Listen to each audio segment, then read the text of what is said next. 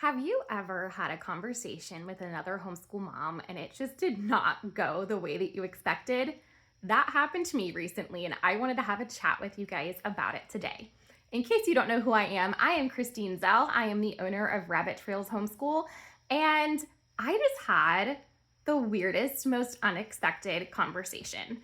So I was chatting just about our curriculum, not like trying to sell anyone on it or anything like that. It was just sharing about our literature-based approach, especially because we're starting to think about our back to school plans. I just graduated our oldest son. And I was just kind of talking about just the difference of literature-based learning and, having writing projects, nature studies, great books, conversations, and that's the foundation of our homeschool. And they kept asking, but is that enough? So she was asking the question that a lot of other homeschool parents ask, which is, if my kid isn't filling out workbooks or tests all day long, are they actually learning? So there's a big myth out there that literature-based learning is not enough. They are expecting what we see in the traditional classroom, right? They think that rigor means thick textbooks, worksheets, tests, grades, busy schedules, checking boxes, all the things, right? Those things look academic. They do. I get it. I struggled the first few years homeschooling, trying to figure out how to homeschool. And I had to really switch a lot of my ideals around because that isn't necessarily real learning. I remember back in school that I would study for a test, for the test, right? I wasn't studying to learn. I was studying to take the test, pass the test, and if you asked me those same questions the next week, I would not remember a single one of those answers. And that is not what I wanted for my kids. I wanted them to learn, if that makes sense. So I wanted them to learn how to learn. I wanted them to absorb the information that they were being presented with, and I wanted them to be able to retain this information as well. So something that we can ask ourselves is, what kind of learner is my child? We can go away from asking, what did my child complete today? And we can go to, what kind of learner is my child becoming? Right? So we have to think, like when we think of college, for example. My son's going off to college in the fall, and people are like, well, aren't you worried that he won't do well? Here's the thing, is colleges don't hand out worksheets, right? They have to know how to learn the information that is presented to them. And so I actually think he's going to excel because he has been taught how to learn. And yes, he's going to have textbooks. Yes, he's going to have tests, all that fun stuff. But he knows how to learn now. So he's not going to struggle because he wasn't just studying for a test. He was being taught how to learn all of these years. So he isn't necessarily memorizing more facts than anyone else, but he doesn't need someone to stand over him and tell him how to learn, and really necessarily even tell him what to learn, right? He's able to absorb this information so easily and ask questions, research answers, connect different ideas, and just really problem solve and think through the stuff all on his own, because that is the way that literature-based writing has taught him. And has taught him as a learner how to learn. So when we think of literature-based learning, we need to remember that great books can teach so much more than just information, right? They can teach us how to think critically. They can help us make different connections. They can help us even ask thoughtful questions, even build empathy, problem solve, just grow in wisdom, right? So these are all different skills that are going to transfer over to any field of study, right? It's not, that same thing's not going to happen from a worksheet or from a workbook. So one of the biggest misconceptions is that if we aren't giving our child pages of comprehension questions or pages of true or false questions or multiple choice or whatever it is, that they aren't learning. But let me show you what learning can look like instead. So I have an example written down here from our Charlotte's Web novel study. And in our novel studies are different than most because we don't have a bunch of comprehension questions, right? Instead, we create opportunities for conversation. And so one of the examples is at the end of the book when Charlotte dies. And Wilbur is obviously heartbroken for a reason, right? Charlotte was his best friend. But we pair this with Psalm 30, verse 5, which is, weeping may tarry for the night, but joy comes with the morning. So this opens up so much room for conversation, especially on something hard like the topic of death and grief. So we give families opportunity to ask questions like, is it okay to be sad? The answer is obviously absolutely. We can be sad because God created our emotions, right?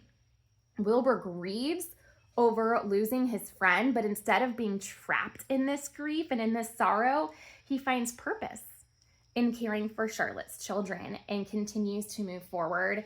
And so this can open up conversations like, why is it okay to grieve? What does it mean to find joy after loss? How does God help us through these difficult seasons? Maybe what is the difference between happiness and biblical joy, right? There's so many questions that can come from this. And this can come naturally too. And I think that was the biggest thing that stepped this person up, is that they were like, wait, I have to come up with stuff myself. And it's like, no, our curriculum gives you this, right? And it gives you these lessons and these conversation starters. But you'll be surprised that when you go away from having just very kind of dry comprehension questions and you give opportunities for natural conversation in this way, how much your child will start to open up, how much your own mind will start to open up to have these conversations naturally. Because it's my hope that one day I am out of a job, because families will just naturally do this stuff on their own. But I also understand how much time goes into finding the activities, making sure that we're having the correct Bible verses being paired with the lesson, thinking up all the vocabulary words and all of the ways you can tie in language arts to a novel and all of that. Like, it takes tons of time. That's why it takes us so long to release stuff, because we don't have a humongous company. We just have a couple of homeschool moms working on this stuff. But yeah, we don't have to overcomplicate things. We can really learn from having these amazing conversations with our kids. We're also really creating independent learners too. And that's one of the greatest gifts that we can give our kids, is because as they get older, right, when they're young, it is appropriate to hold their hand. It is appropriate to sit down with them and to not expect them to do this stuff on their own. Guys, I cannot advocate enough for paper work and actual book work, and getting away from digital work. Not only because of how kids absorb it so much better, but because it's really teaching them independence by being with them when they are young, but by teaching them how to be learners. When we throw a laptop in front of them and they're getting basically a textbook kind of work, but via the internet, that's not really teaching them to be independent. Yes, they might be sitting down, but it's because someone else is teaching them on the screen, right?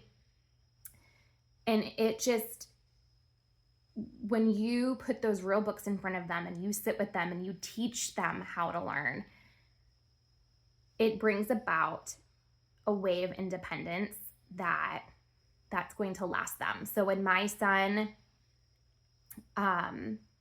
encountered something that he didn't know, or had a question, he didn't have to wait for someone to hold his hand. He was able to then move forward and find that answer for himself, because he'd already practiced asking those questions. He'd already practiced researching, making connections, and all of that the literature-based learning gave him. So it's really served him so much more in teaching him how to learn and be that independent learner, so that it'll be able to serve him even more so going off to college and even beyond college. I also want to address the fact that somewhere along the line, we have started believing that if learning is enjoyable, it must not be rigorous. And I don't believe that this is true. Because I love when my kids do maybe an hour worth of work and they don't even realize that it's school. They thought it was fun. And they're like, wait, this is school?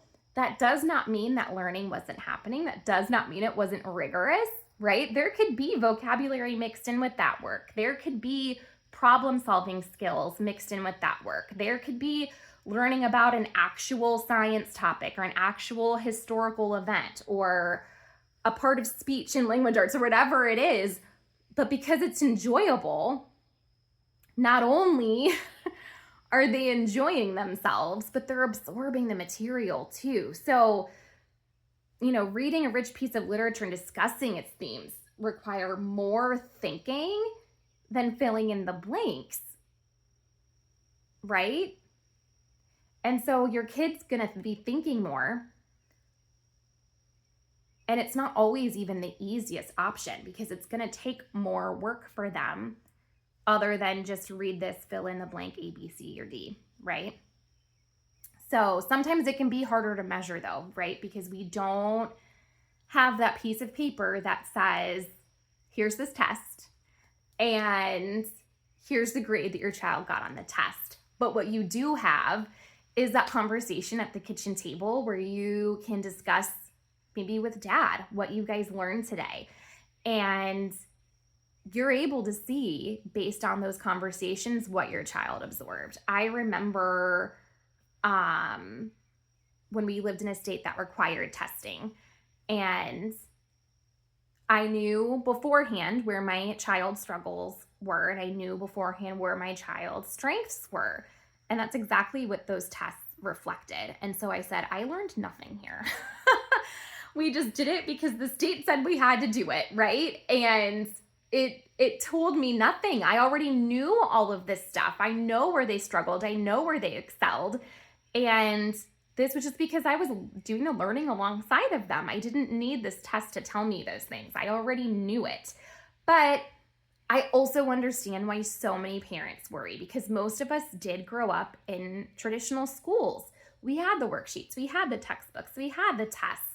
So when homeschooling looks different, it can feel risky.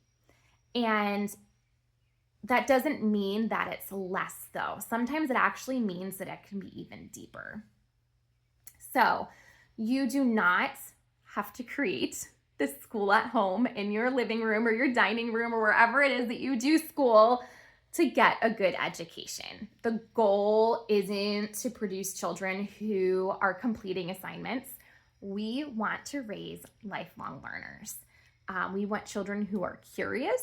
We want children who love to read. We want children who ask questions, who think independently, and who know how to keep learning well after the material is finished or the school year is finished or whatever it is. So when I look back at our homeschool years, I'm not the most thankful for the worksheets we completed, because they didn't give us the depth that those books did. I am so thankful for the conversations we had. I am so thankful for the wonderful literature we were able to share with each other, for the questions we wrestled with, for the faith that we built together. And just because education, just because it isn't the way that the world told us it had to be, didn't mean that it wasn't shaping our children. So don't be afraid to bust the myth along with me, and to take the reins in your homeschool and teach your child the way that you know is best. So don't be afraid of kind of going against the norm, and don't be afraid of throwing away those worksheets and ditching the textbooks and getting out those real books to learn. So if you have ever worried about literature-based learning not being enough, let me know in the comments. Or if you have experienced the opposite, that your children learned more deeply than you expected, and you're like, holy moly, you got all of this out of a book, I'd love to hear about it. So let me know in the comments. If you haven't yet, go ahead and subscribe. I want to make sure that you see all of these videos I get putting out. And I'm looking forward to July coming up. We have lots of cool history stuff we're going to be talking about, so make sure to stay tuned for that. But yeah, I'd love to hear from you in the comments. So let me know about your experience with literature-based learning and what you think about it. So until then, I'll see you guys later. We're about to go sit down and chill out, and I'm going to drink the rest of my coffee. That's probably getting cold now. Have a good one, guys.